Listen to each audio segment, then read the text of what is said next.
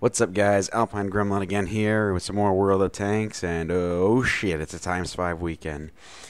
No wargaming, please. Please, wargaming. Do not do this. Anyway, the potato teams that I'm going to be getting this weekend aside, it's time to focus on the main point of this video, which is this. This is the T-34-3. This is a premium Tier 8 Chinese medium tank. And obviously this is something that you might want to consider picking up if you're going to be grinding the Chinese mediums. I actually haven't. My buddy Mojo actually bought this for me, so I'm going to, I can only think of a good way to repay him by doing a video review for it. So here we go. We're going to talk about the strengths and weaknesses of this tank and some play styles that I have found effective. Anyway, first of all, it's a premium tank. How much is this going to set you back gold-wise? Well, it's going to cost you 11,000 gold. So that is a bit of a hefty investment. That is around, I believe, $50, because 12,000 gold to buy is like $49 or something. So it's around that, a little bit cheaper than 49 bucks. But that's still a good chunk of cash to be spending on a virtual tank. So why would you want this tank? Well, for the sake of comparison, we're going to be drawing on, because we're going to compare it to a couple of other Tier 8 tanks that I've played, and even the Tier 9. I'm going to chiefly be comparing it to the T-54 at Tier 9 and the T-44 at Tier 8, which is, the Russian analog, one of the Russian analogs to this. Now, let's talk about, first of all, it's got 1,300 hit points. That's standard Tier 8 medium health there. The T-44's got that. The Pershing's got a little bit more at 1,450. So it's right smack dab in the middle in terms of hit points. It only weighs 36.15 tons, so it is not, with my current load at it anyway, so it is not the heaviest tank on the battlefield. You're going to want to be careful when it comes to ramming people. It's got 520 horsepower powering that 36 tons forward, which means its power to weight ratio really isn't the greatest. So it will get up to speed, but it won't get up to speed as quickly as you would think. It actually feels kind of sluggish when compared to the other tanks that I've played. It does not accelerate, I found, as quickly as tanks like the T-44 or the T-54. But then again, they have more powerful engines, and they're even lighter in some cases than this tank. So it does 50 kilometers per hour, which is a pretty good speed limit for a medium tank with 46 degrees of traverse. So it is pretty maneuverable. It's only got 90 millimeters of hull armor, however. So, and even though it looks similar in its hull to the T-54, the T-54's got 120 millimeters of frontal hull armor here, and so troll bounces on tanks that you could get in the T-54 or even in the T-44 in some cases, because if we look at the armor, I believe the T-44 might have a little bit more armor, though I'm not completely sure. Let's take a look. Well, so the T-44 has the same hull armor. It basically has the same characteristics as the T-44. It does have 50 millimeters on the side and rear, which is less than the T-44. So obviously the sides and rear are unsloped. They're not going to protect you for much. While this is good sloping here on this part of the tank, don't rely on it to protect you from shells. If you're going to be taking hits in this tank, those hits are going to want to be directed at your turret, because your turret is pretty strong, and it is characteristic of most of the communist tanks in this game. The Soviet tanks and the Chinese tanks really do have strong turrets in most cases, especially at the higher tiers here. Turret's 190 millimeters thick at the front, 120 at the side, and 60 at the rear. And the sloping mushroom design on this means that this turret is going to be very troll, particularly against heat shells and Tier 8 and 9 heavy tank guns. Now this 190 millimeters. It's 200 millimeters on the T-54, and that 10 millimeters between these two is actually kind of important, especially for me when I was playing this, because the T-54 I found could take hits from Tier 10 guns off of its turret, and it would bounce a lot of those shells. Not so much here. It seems like that 10 millimeters of armor really makes a difference in some cases. Now, this premium tank is a preferential 8, which means it gets preferential matchmaking, so it doesn't see Tier 10. However, don't forget that there are tanks in Tier 10 in tier 8 and 9 that do have tier 10 guns. The ISU 152 and the 704's BL10 is an example. All of the German tanks mount that monstrous 128mm cannon. Those types of guns will be able to penetrate your turret face with armor piercing. However, because of its sloping and angling, it is able to defeat heat shells quite effectively, and you'll find that heat shells will often bounce off. It does have the mushroom dome, run-of-the-mill mushroom dome weak points, which are these cupolas. They're small, but they can be hit by accurate fire, so you're going to want to be careful. And when hold down, always make sure to be moving back and forth and making it harder to hit those. Now, this tank would be amazing if it wasn't for one thing, and it is what sets it apart from all of the other medium tanks of its tier. It's very much the Chinese flavor, especially their medium tanks, because all of their medium tanks at tier 8 and up, even their non-premium ones, can mount this 122mm gun. Now, obviously, because this is a premium, you don't have a choice. You're stuck with this, and the reason why, and this really sets this tank apart from its counterparts, because most of the other medium tanks, like the T-34, the Pershing, things like that, they mount 90mm and 100mm guns, which their alpha damage is not as good. It's not as large, but they do have a good rate of fire, which means they can put out good DPM. This is not so on this tank, because this tank mounts this 122mm D25TA. And for those of you that are familiar with lower tier Soviet heavies, particularly the KV-1S and the IS, you're going to be very familiar with this type of gun. So Soviet heavy tank drivers are probably will be used to this machine, and will, at least the gun anyway. Maybe not so much the mobility, but the gun will not be an issue for them. However, if you're like me and you've played tanks like the T-44 with its great DPM, it's gonna feel a little awkward at first. We're gonna take a look at the LB1 on the T-44, which is the T-44. That's the T-44's best gun, from at least when I was going through it. So anyway, here we have the LB1 and the D25TA. So right here, we can see that obviously 122mm as opposed to 100mm, the rate of fire is pretty significant. 6.98 rounds per minute as opposed to 4.17 rounds per minute on the D25TA. That's almost a solid 3 rounds per minute more, which means the reload on this is about, I don't know, as I recall, the reload on the way I have it set up, even with some equipment, is around 11 seconds, and that is a long reload for a medium tank. The penetration is the same, basically, though the 122mm does get more penetration with its heat shells. 175mm, again, Soviet heavy tank drivers, you're going to know this feeling well, and this is something that won't come as a surprise to you. It's got 390 average damage, which is much more than the T-44's 250.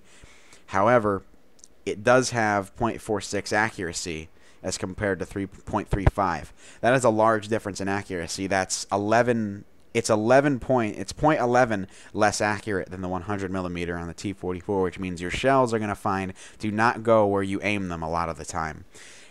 Aiming time is brutal. 3.4 seconds on this thing as opposed to the T-44's 2.3. Now, why is this significant? Because of this heavy tank gun, because you're driving a medium, you don't really want to be standing still too much. However, to put accurate fire on the enemies, you have to stand still. That aiming time is a killer. And so you find that you can't really play as aggressively in this as you would like, because you cannot stop and take those shots that this gun, and take the time that this gun needs in order to be fully aimed. It makes the tank a lot less flexible than it could be. That doesn't mean I don't like this tank, and I'm gonna tell you why, because I think I found out the best way to play this and have fun.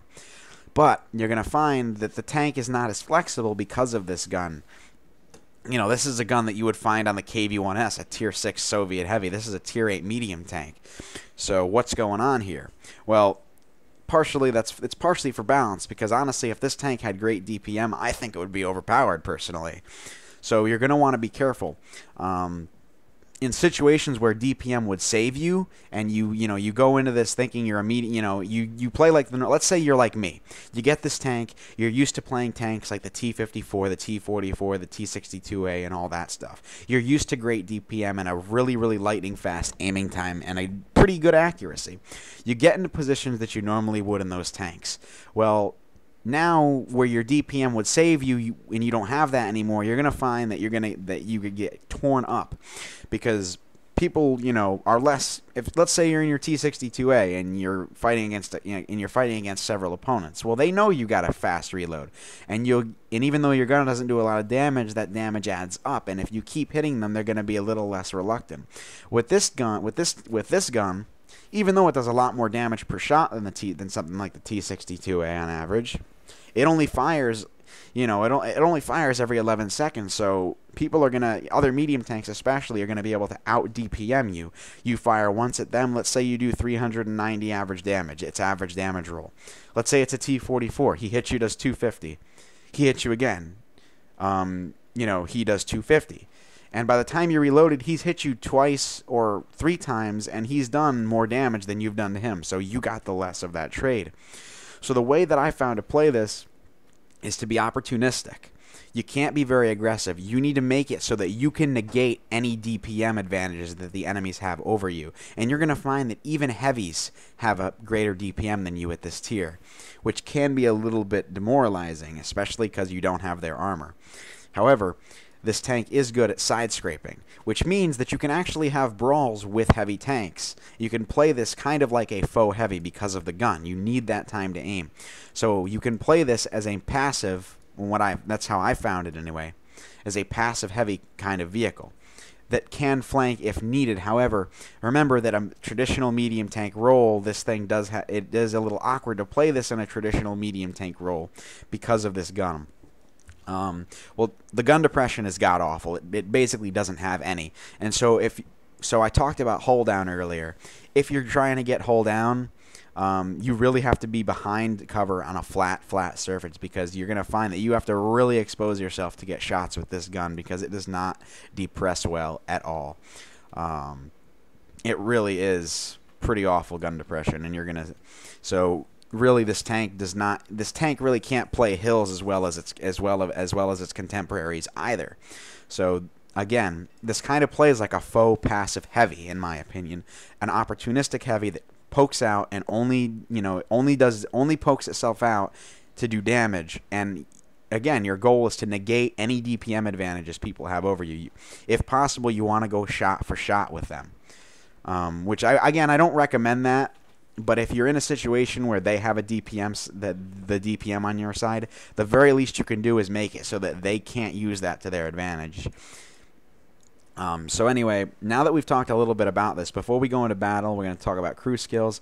It's a medium tank, so in my opinion, you are going to want you're going to want to train your crew up in repairs first, then switch the commander out for 6th Sense, and then right now I'm training in camouflage just so I can be a little bit stealthier, because this tank does have a decent camo rating, as most of these small communist mediums do.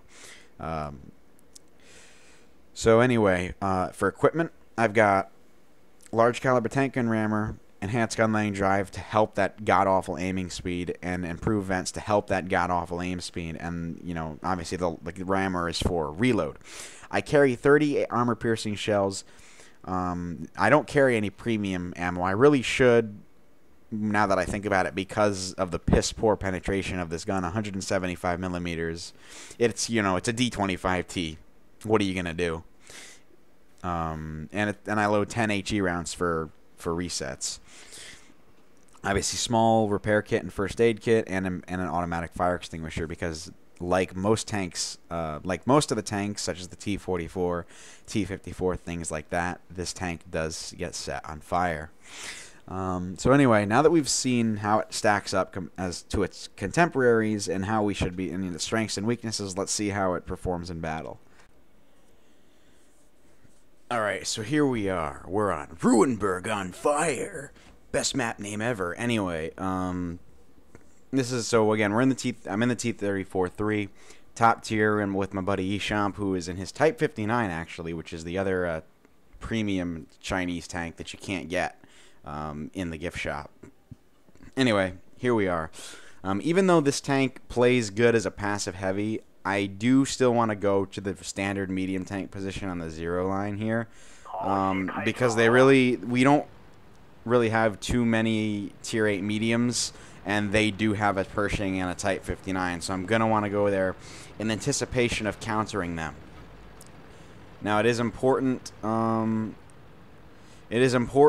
that you play, like I said, to negate any DPM advantages that an opponent will have over you. Now, this is an older game. This is when it was still a relatively new tank to me. I think it might be an 8.10 update. An 8.10 replay though. I'm not sure.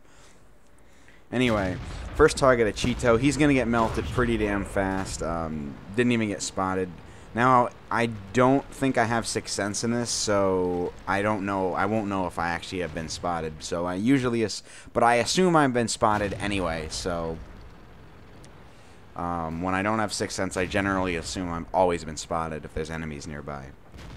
But anyway, you're gonna notice I am playing pretty passively. I'm letting them come to me because I know with this gun it is not going to be very forgiving if I play too aggressively. So I see that FCM 50 ton, thinking about backing up. So I train my gun behind that building in anticipation of him being there. Now I move up again a little bit. However, you notice that this Type 59 has entered my 50-meter detection range, so that 50 ton does know I'm here now, where he didn't before, so he's not going to be so keen on going out there. So I move up again for a better shot, let my gun aim. See, you can see that aim time. I fire, but it's a D-25T, and like that, it has a mind of its own in some cases. So it goes, even though I had a flush shot on his side, it goes up, takes his tracks off of me. But as you can see there, I took a non-pen. Now you can see me here. I'm doing the side scraping maneuver, and because that 50 ton does have a pretty good reload, he definitely out DPMs me. So I want to negate that advantage that he has. So I'm going to pop out. I'm reloaded. Take a shot. Go back into cover so he can't do damage to me. Again, making sure he doesn't, that was another critical, no damage. Again, making sure that I can negate his DPM advantage and force him to, at the very least, go shot for shot with my alpha that I clearly overmatch him in. So I'm waiting again for him to come around the corner. However, a T-34 surprises me, and he actually, he fired clutch there, as did I. I managed to go through his large hull, but his gun actually penetrated right underneath my gun there, into the mantle, so that pen did no damage. I'm lucky he didn't actually hit my hull, because if he did, that would have gone through. But I was definitely not expecting him to come around that corner. Now, again, this is an old replay, and my mods are a little bit screwy, so I do apologize if the replay looks a little bit weird. So that T-34 is not looking so healthy anymore. Echamp put a shot into him as well, so he is definitely not looking too good. Now, I didn't aim that shot all the way in, D-25T. It went low, hit the building right next to him. That would have killed him, but I missed.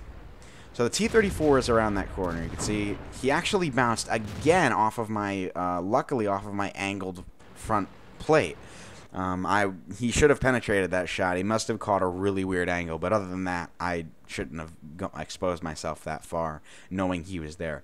But anyway, I know that my team is I know that Echamp's going in there to clean up, along with the Type 69 and the Chiri in support. So I decided to help this KV-5 with this Type 59. Come around the corner, put a nice shot up close and personal at him. At this range, you really don't need to aim right into his side armor. So get up there, the T-34 finishes him off. And now this T-20 is keeping this KB-5 permatrack, so I'm going to go scare off this little shit. I take a nice shot on the move. I mean, that was luck. And here, now we're at sniping distance, so this is going to be a little bit tricky. I see a Hummel. I stop to shoot at this Hummel. And you can see aiming, fire. Luckily it goes in. And there's nothing like smacking Artie for all of its health with this gun.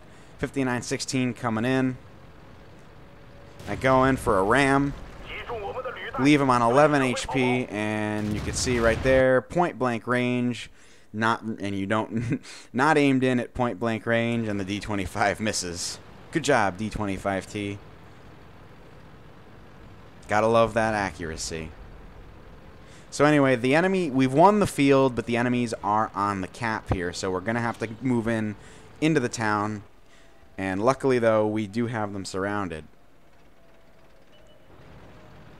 So we'll be able to, we'll be able to hit them from all angles now as they huddle around the cap circle. Cap face, guys. That always works, right? Yeah, anyway.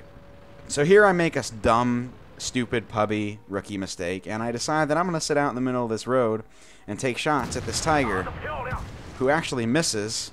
But I'm like, yee, let me just sit here and, keep taking shots at him when they clearly both out DPM me. Oh, look, there's a Dicker Max that just put one into me, and now the tiger put one into me. Luckily, my gun actually killed the Dicker Max there, but I really should not have put myself in that position. Luckily, those players definitely weren't that good. My artillery came in and took out the tiger, and I was able to get away with that stupid aggressive play. But, again, just an example, you don't really want to put yourself in those kinds of positions because they definitely had the DPM advantage on me there. Now, Echamp does get killed by this tiger too. I was thinking about flanking him, but I take out this VK first because he might be able to get around me. Now that the tiger is fired again, though, I'm going to get up close and personal. These Soviet-style tanks are really like being up close and personal like this. I mean, at this range, the accuracy doesn't even matter. But this tiger, obviously, just noticed I'm getting shot at. But it's too late. And I'm not able to actually secure the kill, but I managed to allow my team the chance to do so. So now, only thing left is that Love, and you can see the Love, actually, that's this weak hull in action. Only 90mm thick. The Love has got a very good gun in terms of penetration, so obviously it didn't really matter how I angled that. I mean, that was going through regardless. But now he shot. So and I know he's got a pretty long reload as well. So now I can get right in up close and personal and start really pounding him with my alpha damage because I definitely have that advantage over him. He misses, and really he can only hit my bouncy turret. So in this is really a lose-lose for him. My team's on his flanks too. It's over. So anyway, that is the T-34-3. It's a pretty fun tank. It's like a hybrid medium and heavy. It's a faux heavy. You have to play it passively, though, because that gun really requires a lot of time in order to aim and put it to good use. So remember that. Keep it in mind. If you're thinking on picking up this tank, I hope I let you in on a little bit of what it takes to play this vehicle. If you guys play it different, let me know in the comments. And I'll see you next time, guys. Thanks for watching. Well, actually, never mind. We gotta look at the post-game stats. I'm stupid. Alright, so here's the after-action report. You can see that we ended up doing 4,222 damage to the enemy team with 3 kills. That ended up netting us 1417 experience. You can see 16 shots fired, 13 direct hits, and 13 penetrations. Now, with the slow reload of the gun, sometimes matches, sometimes matches don't allow you to fire that many shots just because of the pace of the game and the reload of your gun. You could see you received 9 hits, 5 of them actually penetrated, and 4 of them were non-penetration. So you remember we were side-scraping against a couple tanks there in the east, which helped us bounce some shots. We didn't do much detecting, only 782, but we did end up securing a Mastery Badge Ace Tanker, a High Caliber medal, and a Confederate medal. So yes, that's the T-34-3. Hopefully, if you guys plan on picking it up, I helped you out a little bit with the playstyle, maybe gave you some tips, and I'll catch you guys later. See you soon.